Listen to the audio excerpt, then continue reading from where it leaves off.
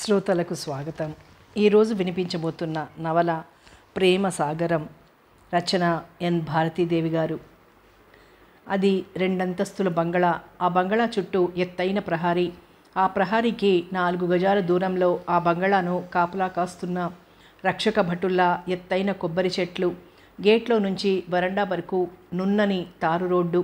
ఆ రోడ్డుకి ఇరుపక్కల అందంగా కత్తిరించి ఉన్న క్రోటన్ మొక్కలు, విరగబూసిన చామంతులు, లాన్లో రకరకాల గులాబీలు, మందారాలు, నందివర్ధనాలు, మల్లెలు, జాజులు, రంగురంగుల పూల చెట్లు విరగబూసి చూపరులను ఆకర్షిస్తున్నాయి. బంగళాలో ఖరీదైన కార్పెట్సు, విలువైన ఫర్నిచర్, గోడలకు తైలవర్ణ చిత్రాలు. అడుగడుగున అక్కడ లక్ష్మి తాండవిస్తున్నట్టుగా అనిపిస్తుంది. ఆ బంగళాకు యజమాని రఘునాథ్. సిటీలో పెద్ద పేరున్న బిజినెస్ మ్యాగ్నెట్. రోజుకు కొన్ని వేలు సంపాదించగలడు, కొన్ని వేలు ఖర్చు పెట్టగలడు. ఇంచుమించు 4 గంటల నుంచి అతను లాన్లో చెట్ల మధ్య కూర్చునున్నాడు. దినచర్యలో అలసిపోయిన సూర్యుడు అస్తమించాడు. ఆకాశ వీధుల్లోనే నెలరాజు విహారానికొచ్చాడు. అతని రాకతో పులకరించిన ప్రకృతి కన్య వింత సోయగాలను వెదజల్లుతోంది.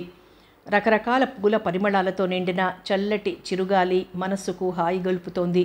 వాతావరణం ఎంత నిర్మలంగా ఆహ్లాదకరంగా ఉందో రఘునాథ్ మనస్సు అంతకు రెట్టింపు అలజడిగా ఉంది. అతని గుండెల్లో అగ్నిగోళాలు బద్దలవుతున్నాయి. మనస్సులో పెను తుఫాను చెలరేగుతోంది. అందుకు కారణం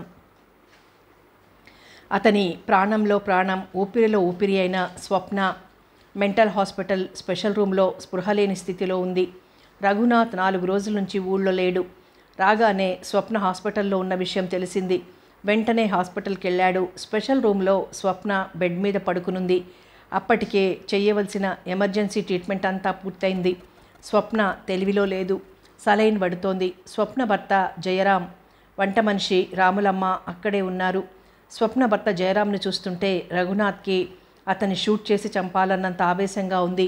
అతని ఎదురుగా కూర్చోవాలంటేనే అసహ్యంగా ఉంది. మనస్సును నిగ్రహించుకొని అతి ప్రయత్నం మీద 2 గంటలున్నాడు స్వప్న దగ్గర. స్వప్నకి ఇంకా తెలివి రాలేదు. ఉదయం వరకు ఆమె స్థితి అలాగే ఉంటుందని చెప్పింది డాక్టర్. అక్కడ స్వప్నను అలా చూస్తూ ఉండలేక బరువెక్కిన హృదయంతో ఇంటికొచ్చాడు. వచ్చిన దగ్గర నుంచి శిలలా అలాగే కూర్చున్నాడు. చాలా రాత్రి గడిచిపోవటం మూలంగా వాతావరణం నిశ్శబ్దంగా ఉంది. రఘునాథ్ కళ్ళ నుంచి కన్నీళ్లు ధారాపాతంగా కారిపోతున్నాయి. స్వప్న, నువ్వు పిచ్చిదానివయ్యావన్న నిజాన్ని నేను భరించలేను. అంతకంటే ముందుగా నేను చచ్చిపోతే ఎంత బాగుంటుంది. చిన్ననాటి నుంచి నీతో పంచుకున్న అనుభూతుల్ని, జ్ఞాపకాలను అన్నీ పదిలంగా గుండెల్లో దాచుకుని గతం తాలూకు జ్ఞాపకాలను నెమరు వేసుకుంటూ మనుగడ సాగిస్తున్నాను. నీ ముఖంలో ప్రతిఫలించే సంతోషమే నా జీవితానికి వెలుగనుకున్నాను. నా జీవితం ఏమైనా నువ్వు సుఖంగా సంతోషంగా ఉంటే చాలనుకున్నాను. స్వప్న, నిన్నెలా రక్షించుకోను, ఎలా దక్కించుకోను? కలిమిలో పుట్టి కలిమిలో పెరిగి లక్షాధికారి మాధవరావు గారికి ఒక్కగానొక్క కూతురిగా రాజభోగాలను అనుభవిస్తూ అపురూపంగా పెరిగిన స్వప్న ఈరోజు అన్నీ ఉండి ఏమీ లేని దానిలా నిస్సహాయంగా మృత్యువుతో పోరాడుతూ మెంటల్ హాస్పిటల్లో ఉంది. చెయ్యి తిరిగిన శిల్పి మలిచిన శిల్పంలా తీర్చిదిద్దినట్లుండే అవయవ సౌష్ఠవంతో, విశాల నయనాలతో, అందానికి ప్రతిరూపంగా ఉండే ఆనాటి స్వప్న రూపానికి చిక్కి శల్యమై మంచానికి అంటుకుపోయినట్లున్న ఈనాటి స్వప్న రూపానికి పోలికే లేదు. స్వప్న, నీ జ్ఞాపకాలతో యుగాలనైనా ఒంటరిగా గడపగలననుకున్నాను. నువ్వు లేని జీవితాన్ని ఊహించలేను. ఆ శూన్యాన్ని నేను భరించలేను.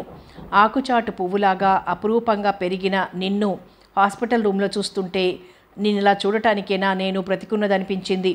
నవ్వుతూ తుళ్ళుతూ ప్రపంచంలోని సంతోషమంతా నీ స్వంతమే అన్నట్లుగా ఉంటూ అందరికీ ఆనందాన్ని పంచే నువ్వు అన్నీ కోల్పోయి జీవోత్సవంలా హాస్పిటల్లో ఉండటం చూసిన తర్వాత కూడా నా గుండె బద్దలవ్వలేదేం? నేనింకా బ్రతికున్నానేం? నేను నిన్ను ప్రేమించటం నిజం కాదా? అసలు దేవుడున్నాడా? ఉంటే నీకింత అన్యాయం జరుగుతుంటే చూస్తూ ఊరుకుంటాడా? ఏ తప్పు చేయకుండా శాపగ్రస్తురాలిలా ఎందుకు ఇలాంటి శిక్షను అనుభవిస్తున్నావు? దేవుళ్ళు, దేవాలయాలు, పాపం, పుణ్యం అంత ట్రాష్. స్త్రీ పురుషుల మధ్య ఇంతటి బలీయమైన ప్రేమెందుకు? అసలు ప్రేమంటే ఏమిటి? ఒక జీవి మరొక జీవి కోసం తప్పించటమేనా ప్రేమంటే? ఆలోచనల తీవ్రతతో అతని తల బద్దలైపోతున్నట్టుగా ఉంది. కుర్చీలో వెనక్కి వాలి కళ్ళు మూసుకున్నాడు. అతని గుండెల్లో బాధ, కోపం, ఆవేశం, ఆవేదన ఒక్కసారిగా పెళ్ళుబుకుతుంటే ఆ బాధను భరించటం కష్టమైపోతోంది. ఏదో చెయ్యాలన్న ఆవేశం, ఏమీ చెయ్యలేని నిస్సహాయత అతని మనసును రంపపు కోతకు గురిచేస్తున్నాయి. అతని కళ్ళు వర్షిస్తూనే ఉన్నాయి. అతని మనసు గతంలోకి పరుగు తీసింది. మాధవరావు గారు, రామారావు గారు ప్రాణ స్నేహితులు. అరమరికలు లేని స్నేహం వాళ్లది. మాధవరావు గారి ఏకైక సంతానం స్వప్న. రామారావు గారి కొడుకు రఘునాథ్. పిల్లలు పుట్టినప్పటి నుంచే స్నేహితులిద్దరూ వియ్యమందుకోవాలనుకునేవారు. 2 కుటుంబాల మధ్య తరచుగా రాకపోకలుండేవి. స్వప్న అంటే చిన్నప్పటి నుంచి రఘునాథ్కి అమితమైన ప్రేమ. అంత చిన్న వయసులోనే అతను స్వప్న మీద చూపించే ప్రేమకి స్నేహితులిద్దరూ ఆశ్చర్యపోయేవారు. నిరంతరం పరిభ్రమించే కాలచక్రంలో 10 సంవత్సరాలు గడిచిపోయాయి. అతడు బీకాం పూర్తి చేసి వాళ్ళ నాన్నగారి బిజినెస్ వ్యవహారాలు చూస్తున్నాడు. స్వప్న BA మొదటి సంవత్సరం చదువుతోంది. సృష్టిలో అణువణువు పరవశింపచేసేది ప్రేమ. ఆ 2 అక్షరాల్లోనే సృష్టి రహస్యం ఇమిడి ఉంది. ప్రేమ అనే ప్రవాహంలో పడి కొట్టుకుపోతూ తీరం చేరలేని అభాగ్యులు కొందరైతే ప్రేమబంధంతో జీవితాలను ముడివేసుకుని జీవితపు విలువలను అనుభవిస్తూ ప్రేమ చరిత్ర పుటలో చిరంజీవులుగా నిలిచేవారు మరికొందరు. ప్రేమనేది ఉన్మాదంతో పలికే ప్రేలాపన కాదు. ప్రేమ అనే 2 అక్షరాలను, ఆ అక్షరాలకున్న శక్తిని అంచనా వెయ్యలేం. కాలేజీ నుంచి బయటకొచ్చింది స్వప్న. డ్రైవర్ ఇంకా కారు తీసుకురాలేదు. గేటు దగ్గర నిల్చుంది. స్వప్న అన్న పిలుపుకు పక్కకు తిరిగి చూసింది. నేనే పిలిచానో కారులో నుండి చూస్తూ అన్నాడు రఘునాథ్. కారు దగ్గరకు వచ్చింది స్వప్న. అంకుల్ కారు తీసుకొని పని మీద అర్జెంటుగా బెంగళూరు వెళ్ళారు. నిన్ను ఇంటి దగ్గర డ్రాప్ చేసి వెళ్తాను అంటూ కారు డోర్ తెరిచాడు. ఆమె ఎక్కి కూర్చోగానే, స్వప్న, ఇంటి దగ్గర మీ మమ్మీ కూడా లేదు. ఒంటరిగా కూర్చొని ఏం చేస్తావు? బీచ్కి వెళ్దామా అన్నాడు. మమ్మీ ఎక్కడికి వెళ్ళింది? మా ఇంటి దగ్గరుంది. మీ మమ్మీ నాకు ఫోన్ చేసి అంకుల్ బెంగళూరు వెళ్ళిన విషయం చెప్పి నిన్ను తీసుకురమ్మంది. మమ్మీ డాడీ లేకుండా ఆ లంకంత బంగళాలో ఒక్క నిమిషం కూడా ఒంటరిగా ఉండలేను. బీచ్కి తీసుకెళ్ళండి అంది. అతడు కారును బీచ్ రోడ్ వైపు తిప్పాడు. అలసిపోయిన దినకరుడు పశ్చిమ కనుమల చాటుకు చేరుకున్నాడు. వెలుగు నీడల వింత కాంతుల మధ్య రామకృష్ణ బీచ్ కోలాహలంగా ఉంది. అతనికి చెప్పుకోదగిన స్నేహితులంటూ ఎవరూ లేరు. పరిచయస్తులు, క్లాస్మేట్స్ తప్ప. నిరంతరం బిజినెస్ వ్యవహారాల్లో మునిగి తేలుతూ ఉండే అతనికి బీచ్కొచ్చి సరదాగా గడిపేటంత తీరికుండదు. ఆమెతో ఎక్కువ సమయాన్ని గడపాలన్న కోరికతో వచ్చాడు. ఇద్దరూ ఎదురెదురుగా కూర్చున్నారు. చల్లటి గాలికి ఆమె ముంగురులు అలవోకగా నుదుటి మీద పడుతుంటే మబ్బుల చాటు నుంచి తొంగి చూస్తున్న చందమామల ఆమె ముఖం మరింత ఆకర్షణీయంగా ఉంది. పైట చెంగు తెరచాపలా ఎగురుతూ అప్పుడప్పుడు అతని ముఖాన్ని తాకుతుంటే ఆమెకు ఎంతో దగ్గరైనట్లుగా చిత్రమైన అనుభూతికి లోనవుతుంది అతని మనస్సు. మౌనంగా కూర్చున్నావేం స్వప్న? ఆమె కళ్ళల్లోకి ఆరాధనగా చూస్తూ అన్నాడు. బావుంది, ఏం చేయమంటారు అంది నవ్వుతూ. ఆమె నవ్వుతుంటే పగడాల అంచుల మధ్య మెరిసే ముత్యాల్లా ఆమె పలువరస తళుక్కుమంది. ఆమెతో అతను పెంచుకుంటున్న అనుబంధం విడదీయరానిది, అపురూపమైనది. ఆమెను చూస్తేనే చాలు అతని అంతరంగంలో సంతోష తరంగాలు ఎగిసిపడతాయి. చాలా సంవత్సరాలుగా అతని మనసుకు అల్లుకుపోయి ప్రేమ పరిమళాలు అందిస్తున్న ప్రేమమూర్తి. ఆమె లేత వయస్సులో అతని మనసు నిండా హత్తుకుపోయిన రూపం ఆమెది. అతని హృదయరాణి ఆమె. ఎన్నో జన్మల మధురానుభూతుల్ని అతనిలో కలిగించి చెప్పలేని భావ పరంపరలను రేకెత్తించి అతనిలో ప్రేమకు అంకురార్పణ చేసిన ప్రేమమూర్తి ఆమె. అతని ఊహల్లో ఆమె, అతని ఆలోచనల్లో ఆమె. ఆమె దూరంగా ఉన్నంతసేపు ఎన్నో విషయాలు మాట్లాడాలనుకుంటాడు. ఆమె ఎదురుగా ఉంటే తీయని మధురోహలతో మనసు నిండిపోయి గుండె గొంతులో అడ్డుపడినట్లుగా ఏమీ మాట్లాడలేడు. ఏమిటి, నన్నేదో ఎప్పుడూ చూడని కొత్త మనిషిని చూస్తున్నట్టు పట్టి పట్టి చూస్తున్నారు అంది నవ్వుతూ. అదే నాకు అర్థం కావటం లేదు. ఎన్నిసార్లు చూసినా నా కళ్ళకు కొత్తగా అందంగా కనిపిస్తావు. ఎందుకైనా మంచిది, ఒకసారి కళ్ళ డాక్టర్ దగ్గరికి వెళ్ళి కళ్ళు పరీక్ష చేయించుకోండి అంది నవ్వుతూ. ఆమె నవ్వు అతనికి మైమరుపును కలిగిస్తోంది. మల్లెపూలు అమ్మే కుర్రాడొచ్చాడు వాళ్ళ దగ్గరికి. 4 మూరల మల్లెలు కొని డబ్బులిచ్చాడు. ఆ పూలను తనే స్వయంగా ఆమె జడలో తురమాలనుకున్నాడు. కానీ ఆమెకు తేలిక భావం కలుగుతుందేమో అన్న భయంతో ఆ పని చెయ్యలేక ఆ పూలను ఆమెకు అందించాడు. తల నిండా పూలు పెట్టుకోవటం అంటే నాకు చిరాకు. మీరు ప్రతిసారి పూలు కొంటారు. మీకోసం పెట్టుకోవాల్సి వస్తుంది. ఇక ముందు నాకొద్దు అంది. అతని ముఖం చిన్నబోయింది. పూలంటే ఇష్టపడని ఆడవాళ్ళు కూడా ఉంటారా అనుకున్నాడు. అతనికి పూలంటే చాలా ఇష్టం. స్వప్నది పొడవాటి జుట్టు. ఆమె పొడవాటి జడలో పూలు పెట్టుకుంటే కావ్యనాయికలా ఉంటుంది. ఎంతసేపు మాటల్ని అతను పొడిగించటమే తప్ప ఆమె పొడిగించదు. తూచి మాట్లాడే స్వప్న స్వభావం చిన్నప్పటి నుంచి అతనికి తెలిసినా ఏదో ఒక సందర్భంలో బాధపడకుండా ఉండలేడు. బాధతో కెవ్వుమనర్చింది స్వప్న. అప్రయత్నంగా ఆమెకు దగ్గరగా జరిగి ఆమెను గుండెలు కదుముకున్నాడు. అప్పుడు చూశాడు ఆమె లేత పాదాన్ని. పీత గట్టిగా కరిచినట్టు ఉంది. గట్టిగా కరిచి పట్టుకుంది. గుండెను కత్తితో చీల్చినట్లుగా విలవిల్లాడిపోయాడు. చేతితో పీతను లాగి దూరంగా విసిరిపారేశాడు. బంగారు రంగు పాదం మీద రక్తపు చుక్కలు కనిపించాయి. జేబులో నుంచి కర్చీఫ్ తీసి ఆమె పాదాన్ని తుడిచాడు. ఆమె పాదాన్ని తొడ మీద పెట్టుకున్నాడు. భయం నుంచి తేరుకున్న స్వప్న అతని గుండెల్లో ఒదిగిపోయి అలాగే ఉంది. అతని చేతులు లాలనగా ఆమె వెన్ను నిమురుతున్నాయి. భయపడ్డావా? అనురాగం ఉట్టిపడే స్వరంతో మృదువుగా అడిగాడు. సిగ్గుపడుతూ అతని కౌగిల్ నుంచి దూరంగా జరిగి కూర్చుంది. సిగ్గుతో ఎర్రబారిన ఆమె చెక్కిళ్ళు నీరెండ కాంతిలో మంకెన పువ్వుల్లా మెరిశాయి. పీతకు కూడా అందమైన నీ పాదాన్ని చూడగానే ముద్దు పెట్టుకోవాలనిపించింది కాబోలు అన్నాడు నవ్వుతూ. భయంతో హడలిపోయాను. పక్కన నేనుండగానే అతని మాటల్లో చిలిపితనం తొంగి చూస్తోంది. మీరు పక్కనే ఉన్నారుగా, ఇప్పుడు పీత నా కాలు పట్టుకోలేదా? ముద్దొచ్చి మురిపెంగా ముద్దు పెట్టుకుంది అంతే. గాలికి ఆమె పైట చెంగు తెరచాపలా ఎగురుతూ దాని స్థానాన్ని తప్పింది. ఆమె సౌందర్యం నుంచి చూపు మరల్చుకోలేకపోయాడు.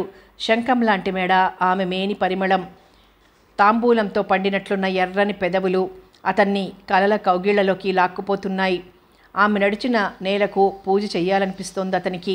ఇక వెళ్దామా అంది చుట్టూ ముసురుకుంటున్న చీకటి తెరలను చూస్తూ.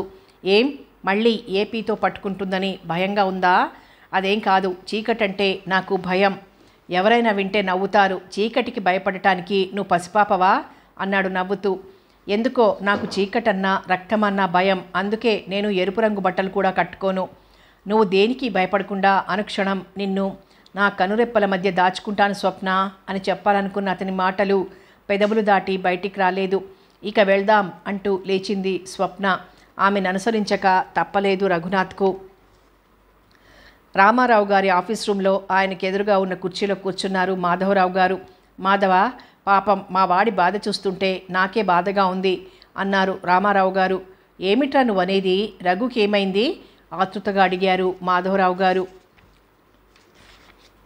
వాడికేం కాలేదు, స్వప్నం గురించి ఆలోచిస్తున్నాడు. వాడు రాత్రిళ్ళు సరిగ్గా నిద్రపోవటం లేదనుకుంటాను. ఈ మధ్య చిక్కిపోతున్నాడు అన్నారు రామారావు గారు హాస్యంగా నవ్వుతూ. నీకు వయస్సు పెరిగినా మాటల్లో చమత్కారం ఏమాత్రం తగ్గలేదు. నేను ఇంకేమిటో అనుకున్నాను. రఘు అంతగా బాధపడుతుంటే ఇంకా ఆలస్యం చేయటం ఎందుకు? ఇద్దరికీ పెళ్లి చేస్తే సరిపోతుంది.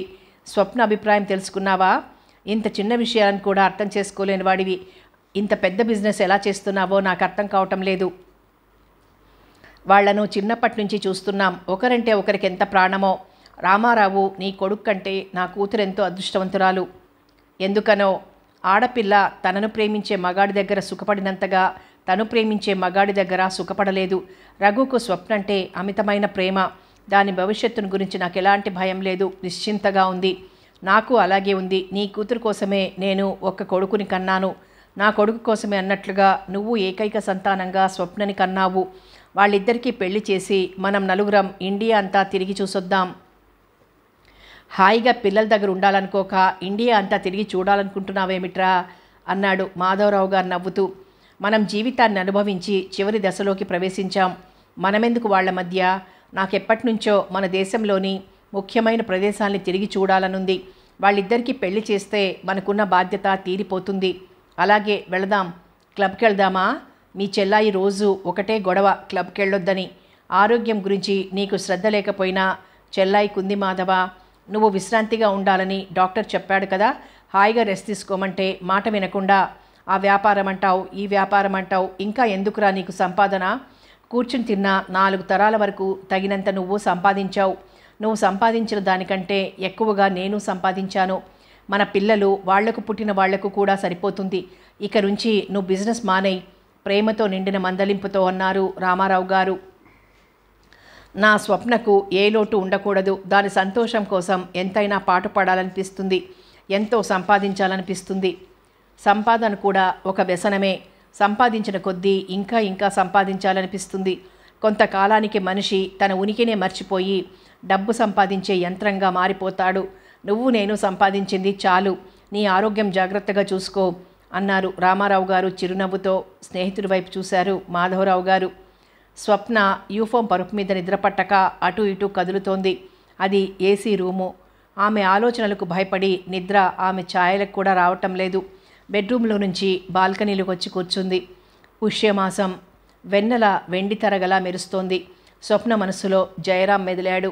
గుండెల్లో ఏదో తెలియని పులకింత. అతను ఊహల్లో మెదిలితేనే ఆమె చెక్కిళ్ళు కందిపోతాయి. ప్రేమ పిచ్చిదంటారు, గుడ్డిది కూడా. ఈ ప్రేమ అనే భావన ఎప్పుడు ఎవరి మీద ఎందుకు కలుగుతుందో ఎవరికీ తెలియదు. అందం, చదువు, ఐశ్వర్యం అన్నీ పుష్కలంగా ఉన్న రఘునాథ్ ఎక్కడా? అందం, చదువు తప్ప ప్రత్యేక అర్హతలంటూ ఏవీ లేని జయరాం ఎక్కడా? లక్ష్మిలో పుట్టి లక్ష్మిలో పెరుగుతున్న రఘునాథ్ కూడా పేదరికంలో పుట్టి పెరిగి పేదరికాన్ని వారసత్వంగా ఉంచుకున్న జయరాంకు నింగికి నేలకు ఉన్నంత తారతమ్యం ఉంది. మనసు ఒక్కోసారి కోతిలా గెంతులేస్తుందేమో. నన్ను అమితంగా ప్రేమించే రఘునాథ్ను భర్తగా ఊహించడానికి కూడా నా మనసు వ్యతిరేకిస్తుంది. జయరాం ఆలోచనలే ఎనలేని హాయిని కలిగిస్తాయి. ఇదేం చిత్రమో! రఘునాథ్ను స్నేహితుడిగా, ఆత్మీయుడిగా ఊహించగలుగుతున్నాను, కానీ కాబోయే భర్తగా భావించలేకపోతున్నాను. నా మనసు తెలుసుకోలేని రఘునాథ్ నా మనసుకు దగ్గరగా రావాలని ప్రయత్నిస్తున్నాడు. ఒక్కోసారి అతను చూపించే ఆరాధన, ప్రేమ చూస్తుంటే అతన్ని మోసం చేస్తున్నానన్న భావంతో నా మీద నాకే అసహ్యం వేస్తుంది. మనసు విప్పి అతనితో చెబుదామా అన్నంత ఆవేశం కలుగుతుంది. కానీ ఎలా చెప్పటం? ఎంతో ప్రేమగా నీళ్లు పోసి పెంచుకున్న చిన్న మొక్క బాగా ఎదిగి విరగబూసే సమయంలో ఆ పూల మీద మరొకరి చెయ్యి పడితే తోటమాలి భరించగలడా? తను పెంచుకున్న మొక్క తనకే స్వంతం అనుకుంటాడు. చిన్నప్పటి నుంచి నా చుట్టూ ఎన్నో ఆశలు పెంచుకున్నాడు. ఒక్కసారిగా తను కట్టుకున్న ఊహా సౌదాలు పేక మేడల్లా కూలిపోతే ఆ షాక్ భరించగలడా? Daddy, mummy, uncle, Raghunath, Jayaram విషయం తెలిసిన క్షణం నన్నెంత అసహించుకుంటారు? నా ప్రేమ ఇంతమంది మనస్సులను గాయపరుస్తుందా? ఇంతమందిని బాధపెట్టి జయరాంను పెళ్లి చేసుకునే కంటే మనసు చంపుకుని రఘునాథ్ను పెళ్లి చేసుకోవటం మంచిదేమో. ప్రేమంటే ప్రేమించే మనిషిని చూడగానే మనసులో స్పందన కలగాలి. సానుభూతి, గౌరవం ఇలాంటి భావాలు కాదు ప్రేమంటే. గుండెల్లో కదలిక, మనసులో అలజడి, తీయని పులకింత, వీటి కలయిక ప్రేమ. జయరాం మాట్లాడుతుంటే గంభీరంగా పలికే అతని గొంతు మరీ మరీ వినాలనిపిస్తుంది. భర్త అంటే భార్యను ప్రేమిస్తూనే కమాండ్ చేయగల హుందాతనం, లాలిస్తూనే తనకు కావలసిన విధంగా మలుచుకొనగల నేర్పరి కావాలి. అప్పుడే ఆడదానికి సరైన ఆలంబన. కన్నెపిల్లలు కలలు కనే రూపం రఘునాథ్ది. అయినా ఆ రూపం నా మనసును ఉత్తేజపూరితం చేయటం లేదు. జయరాంది మంచి పర్సనాలిటీ, చామన ఛాయ. అతని కళ్ళు సూదంటు రాయిలా ఇతరులను ఆకర్షిస్తాయి. పెదాలు మొరటుగా, మీసాలు ఒత్తుగా, గుబురుగా, మొగతనం ఉట్టిపడేలా హుందాగా కనిపిస్తుంది అతని ముఖం. రఘునాథ్ పక్కన నిలబడితే అతని ముందు జయరాం రూపం సూర్యుని ముందు దివిటీలా ఉంటుంది. వీలైనంత త్వరలో జయరాం విషయం రఘునాథ్కు చెప్పాలి. ఒక నిర్ణయానికి వచ్చినట్లుగా స్వప్న మనస్సు తేలిక పడింది. స్వప్న స్నేహితులతో కలిసి కాలేజీ వదలగానే షాపింగుకు వెళ్ళి ఇంటికి వస్తుంటే జయరాం కనిపించాడు. అతన్ని కలుసుకోవడానికి వీలు కాదనే కాలేజీకి కారులో రావటం లేదు. సాయంత్రం పూట కూడా కారు తీసుకురావద్దని డ్రైవర్కు చెప్పింది. స్వప్నకు జయరాం పరిచయమై దాదాపు సంవత్సరం కావస్తోంది. జయరాం డిగ్రీ పూర్తి చేసి ఒక ప్రైవేట్ కంపెనీలో గుమాస్తాగా పనిచేస్తున్నాడు. అతనికి ఒక చెల్లెలు, అమ్మ ఉన్నారు. వాళ్ళిద్దరూ జయరాం సంపాదన మీదే ఆధారపడి బ్రతుకుతున్నారు. జయరాం చెల్లెలు లక్ష్మి పుట్టగానే వాళ్ళ నాన్నగారు చనిపోయారు. బంధువుల సహాయంతోనూ ఉన్న 2 ఎకరాల పొలం అమ్మి ఎలాగో కొడుకు కూతురుకు చదువు చెప్పించింది అన్నపూర్ణమ్మగారు. లక్ష్మి BA చదువుతోంది. లక్ష్మి, స్వప్న క్లాస్మేట్స్. లక్ష్మి కోసం వాళ్ళ ఇంటికి వెళ్ళినప్పుడు స్వప్నకు జయరాంతో పరిచయం కలిగింది. ఆ పరిచయం నెల తిరగకుండానే ప్రేమగా రూపుదిద్దుకుంది. స్వప్న జయరాంని ప్రేమిస్తుందన్న విషయం లక్ష్మికి తెలిసినా తెలియనట్టుంటుంది. అన్నపూర్ణమ్మ గారికి కొడుకు స్వప్నను ప్రేమించడం ఇష్టం లేదు. వీలైనప్పుడల్లా స్వప్నకు దూరంగా ఉండమని కొడుకుతో చెబుతుంది. స్వప్న కలవారమ్మాయి. ఆమెను ప్రేమించటం అంటే ప్రమాదాలతో ఆడుకోవటమని అన్నపూర్ణమ్మ గారికి భయం.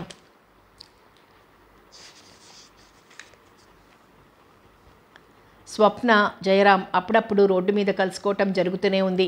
అలా కలుసుకున్నప్పుడు పార్కుకో బీచ్కో వెళ్ళి 1 గంట కబుర్లు చెప్పుకుంటూ కూర్చుంటారు. పార్క్కి వెళ్దాం అన్నాడు జయరాం. తను కాదన్నా అతను ఒప్పుకోడని తెలుసు స్వప్నకు.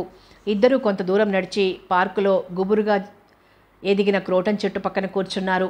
స్వప్న, నీతో పరిచయం అయ్యాక కొత్త ప్రపంచంలోకి అడుగుపెట్టినట్లుగా ఉంది నాకు. ఎవరితో పరిచయం పెంచుకోవాలన్నా నా స్థితి నాకు గుర్తుకొచ్చేది. పెదవులు తప్ప మనసు నవ్వని మనుషులన్నా, మనిషి కంటే డబ్బుకు విలువిచ్చేవాళ్లన్నా నాకు అసహ్యం. అందుకే స్నేహితులంటూ ఎవ్వరూ లేకుండా నా చుట్టూ ఒక గిరి గీసుకొని ఎవ్వరినీ నాకు చేరువ కానీయకుండా నేనెవ్వరికీ దగ్గర కాకుండా ఒంటరితనం గడిపాను. నీతో పరిచయం అయిన తర్వాత ఇన్ని రోజుల నుంచి ఈ ఒంటరితనాన్ని ఎలా భరించానా అనిపిస్తుంది. నీతో మాట్లాడడం, నీ స్నేహం నాకు అపురూపంగా ఉంది. ఎందుకో ప్రతి నిమిషం నా మనసు నీ సాన్నిధ్యాన్ని కోరుతుంది. ఎలా వీలవుతుంది అన్నాడు ఆమె కళ్ళల్లోకి చూస్తూ. స్త్రీ పురుషుల స్నేహాన్ని మన సమాజం హర్షించదు. తప్పు చేయనంతకాలం సమాజానికే కాదు దేవుడికి కూడా భయపడాల్సిన పని లేదు. అలాంటి భయాలు నాకు లేవు. స్వప్న, మనిషికైనా ప్రేమకైనా ప్రథమ శత్రువు పిరికితనం. మీరు మగవాళ్ళు మీరేం చేసినా ఎలా ప్రవర్తించినా మిమ్మల్ని సమాజం వేలెత్తి చూపదు. నేను ఆడపిల్లని, హద్దు దాటితే అందరి ముందు దోషిగా నిలబడవలసి వస్తుంది. నువ్వు చెప్పింది నిజమే. ఇన్ని రోజుల నుంచి నేను ఆ విషయం ఆలోచించలేకపోయాను. జయరాం ముఖంలో రంగులు మారటం చూసి అతన్ని బాధ పెట్టానేమో అనుకుంది స్వప్న. స్వప్న, నా మీద నీకు నమ్మకం ఉందా? అంటే స్నేహాన్ని స్వార్థానికి ఉపయోగించుకునే నీచ స్థితికి నేనెప్పుడూ దిగజారను. అతని గొంతులో బాధ ధ్వనించింది. మీ మీద నాకు ఆ నమ్మకం ఉంది. లేకపోతే నీ స్నేహం కోసం పాకులాడను. అలా అనుకుంటే సమాజానికి భయపడే అవసరం లేదనుకుంటాను. చూడండి, సినిమాల్లో హీరో హీరోయిన్లు డ్యూయెట్లు పాడితే చూసి సంతోషించే మనం నిజ జీవితంలో భార్యాభర్తలు డ్యూయెట్లు పాడితే చూడగలమా? అది వాళ్ళ ఇష్టం మీద ఆధారపడి ఉంటుంది. ఇష్టమైతే ఇంట్లో కాదు వీధిలో అయినా పాడుకోవచ్చు. మీరు మొండివాళ్ళు, మీతో వాదించి నెగ్గటం కష్టం అంది స్వప్న నవ్వుతూ. ఓటమిని అంగీకరించినట్లేనా? అతని మాటల్లో చిలిపితనం తొంగి చూసింది. మీ ముందు గెలుపు కంటే ఓటమే ఆనందంగా ఉంటుంది నాకు, మురిపెంగా అంది. నిజంగానే? ఒట్టు. తల మీద చేయి పెట్టుకుని అంది స్వప్న. ముఖం చూడు ఎలా వాడిపోయినట్లుందో. కాలేజీ అవ్వగానే ఇంటికెళ్లకుండా షాపింగ్ చేస్తూ షాపులన్నీ తిరిగావు. అందుకే బాగా అలసిపోయినట్లున్నావు. హోటల్కి వెళ్ళి టిఫిన్ చేద్దామా? తనలో కలిగే ప్రతి కదలికను, భావాలను అర్థం చేసుకుని తన అలసటను కూడా తనకంటే ముందుగా అతను గుర్తించినందుకు భావావేశంతో, మధుర ఊహలతో ఆమె మనసు ఉత్తేజపూరితమైంది. ఇద్దరు హోటల్లో ఫ్యామిలీ రూమ్లో కూర్చున్నారు. వెయిటర్ రాగానే 2 మసాలా దోశలకు ఆర్డర్ ఇచ్చాడు జయరాం. ఆరెంజ్ కలర్ సిల్కు చీర, జరీతో ఎంబ్రాయిడరీ చేసిన జాజి పువ్వుల జాకెట్టు, తలలో ఆమెలాగే అలసి వాడిపోయినట్లున్న మ్యాచింగ్ రోజ్, అందులో తడిసి అప్పుడే విచ్చిన గులాబీలా ఉన్న స్వప్ననే చూస్తున్నాయి అతని చూపులు. ఏమిటా చూపు? తెచ్చిపెట్టుకున్న కోపంతో అంది నవ్వుతూ. నువ్వు నవ్వినప్పుడు చాలా అందంగా ఉంటావు. చాలా రోజులకి గొప్ప విషయం కనిపెట్టారు. వెయిటర్ దోశలున్న ప్లేట్స్ని వాళ్ళ ముందు పెట్టాడు. టిఫిన్ తిని టీ తాగారు. వెయిటర్ బిల్లు తీసుకురాగానే స్వప్న తన హ్యాండ్ బ్యాగ్లో నుంచి 10 రూపాయల నోటు తీసి ప్లేట్లో పడేసింది. స్వప్న, నీతో హోటల్కి రావాలంటే ఇందుకే నాకు ఇష్టం ఉండదు. ప్రతిసారి నువ్వే బిల్లు చెల్లిస్తావు. నేను పేదవాడినే కాదనను. వారానికి ఒకసారి నిన్ను హోటల్కు తీసుకెళ్లలేని స్థితిలో లేను. కళ్ళు విప్పార్చుకుని ప్రశంసాపూర్వకంగా అతని వైపు చూసింది స్వప్న. అలా అని కాదు, ఆ డబ్బు మీ జేబులో ఉంటే ఇంకే ఖర్చుకైనా ఉపయోగపడుతుందని అంది సంజాయిషీగా. నీకంటే నాకేదీ ముఖ్యం కాదు. స్వప్న కళ్ళు దేదీప్యవంతమయ్యాయి. అరమోడుపు కళ్ళతో అతని వైపు చూసింది. ఆ రోజు స్వప్న పుట్టినరోజు. ఇంకా నిద్ర లేవకముందే మాధవరావు గారు స్వప్న బెడ్రూమ్లోకి వచ్చి ఆమెను నిద్రలేపి wish you happy returns of the day అని అభినందనలు చెప్పారు. థ్యాంక్ యూ డాడీ అంది స్వప్న సంతోషంగా. నీ బర్త్డే పార్టీ మన ఇంట్లో అరేంజ్ చేయమంటావా? హోటల్ డాల్ఫిన్లో అరేంజ్మెంట్స్ చేయించమంటావా? నా ఫ్రెండ్స్కి మాత్రం సాయంత్రం పార్టీ ఇస్తాను డాడీ. లేదమ్మా, ప్రతి సంవత్సరం లాగే ఈ సంవత్సరం కూడా నీ బర్త్డే పార్టీ ఎంతో ఘనంగా జరగాలి. నేనున్నంత వరకు ఈ విషయంలో మార్పు రాకూడదు. మీ ఇష్టం డాడీ. కాదమ్మా, నువ్వు చెప్పు. హోటల్ అయితేనే బాగుంటుందేమో. మీ ఫ్రెండ్సు, నా ఫ్రెండ్సు, మన ఫ్యామిలీ ఫ్రెండ్స్ అందరూ కలిసి 100 మందికి పైగా ఉంటారు కదా. అలాగేనమ్మా. మీ మమ్మీకి 10,000 ఇచ్చాను. మమ్మీతో వెళ్ళి నీ బర్త్డే చీర నీకు కావాల్సినవి కొనుక్కోమ్మా. 10,000 పెట్టి ఏం కొంటాను డాడీ? నీ ఇష్టం, ఎలాగైనా ఖర్చు చేసుకో. డాడీ రాత్రి పగలు కష్టపడి సంపాదిస్తారు, ఇలా వృధాగా నా చేత ఖర్చు చేయిస్తారెందుకు? చూడమ్మా, ఈ సంపాదన, ఈ ఆస్తి ఇదంతా ఎవరి కోసం? నీకోసమే కదమ్మా. నువ్వెంత ఖర్చు పెడితే నాకంత సంతోషంగా ఉంటుంది తల్లి. డాడీ అంది సంతోషంతో. గొంతు పూడుకుపోగా అంతకు మించి మాట్లాడలేకపోయింది. స్నానం చెయ్యమ్మా అంటూ ఆ రూముల నుంచి వెళ్ళిపోయారు మాధవరావు గారు. సాయంత్రం 5 గంటలైంది. ఆహ్వానితులంతా హోటల్ డాల్ఫిన్కి చేరుకున్నారు. ఎంక్వైరీ అడిగి పార్టీ వింగ్లోకి వెళ్లారు. అక్కడ పార్టీకి కావలసిన సరంజామా, అలంకరణ ఆకర్షణీయంగా అందంగా ఉంది. మాధవరావు గారు, రఘునాథ్ ఇద్దరూ దగ్గరుండి అన్నీ స్వయంగా ఏర్పాట్లు చేయిస్తున్నారు. విశాలమైన హాలు నిండా చక్కని ఖరీదైన సోఫాలు, స్టీల్ కుర్చీలు అందంగా అమర్చబడ్డాయి. ఎత్తైన టేబుల్ మీద తెల్లటి క్లాత్ పరిచారు. మధ్యగా పెద్ద కేక్, చుట్టూ క్యాండిల్సు, కిటికీలకు గులాబీ రంగు బాంబే డైయింగ్ తెరలు. ఎటు చూసినా ఖరీదైన వాతావరణం, ఖరీదైన మనుషులు కనిపిస్తున్నారు. రఘునాథ్ ఏ పనిలో నిమగ్నమై ఉన్నా అతని మనస్సు, చూపులు స్వప్న చుట్టూనే పరిభ్రమిస్తుంటాయి. చల్లటి చిరుగాలులు మెల్లగా వీస్తున్నాయి. గాలికి స్వప్న ముంగురులు పట్టులా కదులుతూ ఆమె మోముకు వెంత శోభనిస్తున్నాయి. వచ్చే అతిథులను ఆహ్వానిస్తూ వాళ్లతో కబుర్లు చెప్తూ అటు ఇటు తిరుగుతోంది స్వప్న. ఆమె చూపులు జయరాం కోసం ఎదురు చూస్తున్నాయి. అతను ఇంకా రాలేదు. అతని ఆలస్యానికి ఆమె మోము చిన్నబోయింది. చందేరి పట్టుచీరలో మ్యాచింగ్ నగలతో ప్రత్యేకమైన అలంకరణలో ఉన్న స్వప్న దివి నుండి భువికి తెంచిన దేవకాంతలా ఉంది. పొందికైన అవయవ సౌష్ఠవం ఖజోరహో శిల్పాన్ని గుర్తుకు తెస్తోంది. పార్టీకి వచ్చిన వాళ్ళ చేతుల్లో ఉన్న ప్రజెంటేషన్సు, వాటి కోసం ప్రత్యేకంగా ఏర్పాటు చేసిన టేబుల్ మీదుంచి ఖాళీగా కనిపిస్తున్న సీట్స్లో కూర్చుంటున్నారు.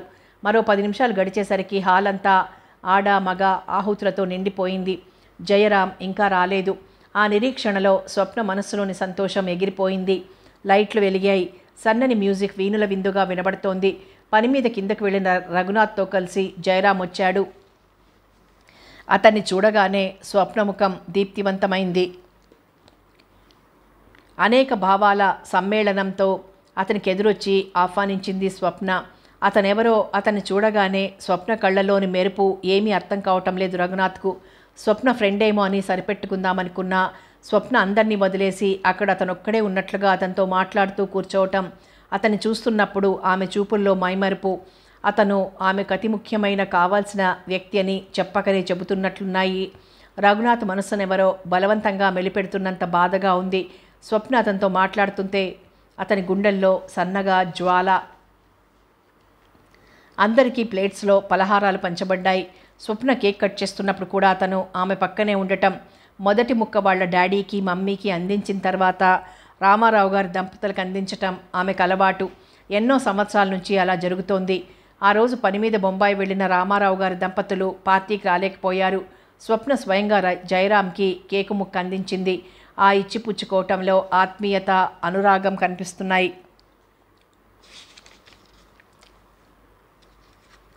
ఆ విషయం ఎవరూ పట్టించుకోకుండా అందరూ టిఫిన్ తింటూ జోక్స్ చెప్పుకుంటూ ఏవో లోకాల్లో విహరిస్తున్నారు. రఘునాథ్ మాత్రం ఆ సంతోషంలో పాలు పంచుకోలేకపోయాడు. ఒక మూలగా వెళ్ళి కూర్చున్నాడు. పార్టీ పూర్తయి ఆహుతులంతా వెళ్ళిపోయేసరికి రాత్రి 9 గంటలైంది. అప్పటి వరకు స్వప్న జయరాంనే అంటిపెట్టుకుని ఉండటంతో రఘునాథ్ ఆమెతో మాట్లాడే వీల్లేకపోయింది. రఘునాథ్ని భోజనానికి ఉండమని మాధవరావు గారి దంపతులు బ్రతిమాలినా పనుందంటూ వెళ్ళబోయాడు. జయరాంను అలా స్వప్న అంటిపెట్టుకుని ఉండటం మాధవరావు గారికి నచ్చలేదు. పుట్టినరోజు నాడు కూతురు మనసు నొప్పించడం ఇష్టం లేక అతను ఎవరని కూడా అడగలేదు. స్వప్న, నీతో మాట్లాడాలి, ఒకసారి మా ఇంటికి రాగలవా? ఫోన్ చేసి అడిగాడు రఘునాథ్. ఆ రోజు ఆదివారం కావటం మూలంగా కాలేజీ లేదు. సాయంత్రం 4 గంటలకు వస్తానని చెప్పింది స్వప్న. ఇంకేం మాట్లాడకుండా ఫోన్ పెట్టేశాడు. రఘునాథ్ ఫోన్ చేసి మాట్లాడాలి అని చెప్పిన దగ్గర నుంచి స్వప్న మనస్సులో ఆలోచనలు సుళ్ళు తిరుగుతున్నాయి. అతనేం మాట్లాడతాడు? రాత్రి పార్టీలో జయరాంని చూడగానే అతని ముఖ కవళికలు మారిపోయాయి. అతనెవరని అడుగుతాడా? ఇప్పుడిప్పుడే జయరాం విషయం తెలియనివ్వకూడదనుకున్నాను. పార్టీలో అందరి ముందు బయటపడిపోయాను. నిప్పునైనా ఒడిలో దాచుకోవచ్చేమో కానీ ప్రేమను మాత్రం దాచుకోవటం చాలా కష్టం. మాటల్లోనో చూపుల్లోనో ప్రేమ బయటపడుతూనే ఉంటుంది. తొందరపడి జయరాం విషయంలో బయటపడ్డాను. ఇక నుంచి ఎన్ని గొడవలు తలెత్తుతాయో, ఎన్ని సమస్యలు ఎదుర్కోవాలో అనుకుంది. డాడీ కూడా ముభావంగా ఉన్నారు. ఆలోచనల ఒడికి ఒళ్ళంతా జ్వరం వచ్చినట్లు అనిపించింది. సాయంత్రం 4 గంటలైంది. స్వప్న కారులో రఘునాథ్ ఇంటికి వచ్చింది. ఆమె కోసమే ఎదురు చూస్తున్నట్లుగా రఘునాథ్ వరండాలోనే కూర్చునున్నాడు. రా స్వప్న, కూర్చో అన్నాడు. ఒక్క రోజులోనే అతని ముఖంలో చాలా మార్పు కనిపిస్తోంది. అతనికి ఎదురుగా ఉన్న సోఫాలో కూర్చుంది. ఇద్దరి మధ్య నిశ్శబ్దం చోటు చేసుకుంది.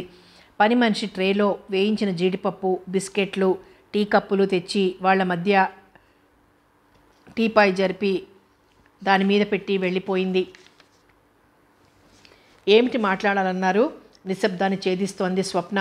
టీ చల్లారిపోతుంది, తర్వాత మాట్లాడుకుందాం, ముందు టీ తాగు అంటూ ఒక కప్పు తను తీసుకుని మరో కప్పు ఆమెకు అందించాడు.